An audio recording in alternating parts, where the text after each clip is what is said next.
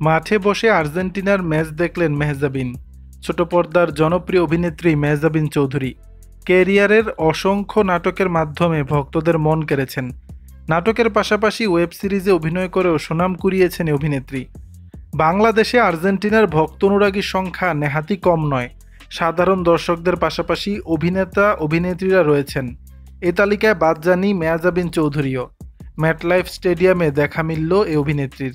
সামাজিক যোগাযোগ মাধ্যমে মেহজাবিন এক ছবি পোস্ট করে ক্যাপশনে লিখেছেন, আজকে কে জিততে পারে। ছবিতে আবার এক ভিন্ন লুকে ভক্ত অনুরাগীদের মাঝে ধরা দিলেন তিনি। এ সময় তার পরনে ছিল আর্জেন্টিনার জার্সি, চোখে কালো চশমা, হাতে ঘড়ি। তার মিষ্টি হাসি যেন আর্জেন্টিনা ভক্তদের হৃদয়ে ঝড় তুলবে। সেই পোস্টের কমেন্ট বক্সে ভক্তরা অভিনন্দন জানিয়েছেন। সরকার মোহাম্মদ জামাল নামে একজনের ভাষ্য, স্টেডিয়ামে এসে আর্জেন্টিনাকে সমর্থন করার জন্য আর্জেন্টিনা দলের পক্ষ থেকে আপনাকে অনেক ধন্যবাদ। মুরাদ আহমেদ নামে একজন লিখেছেন, আপনাকে খুঁজছে বাংলাদেশে আর আপনি মেসির পাশে।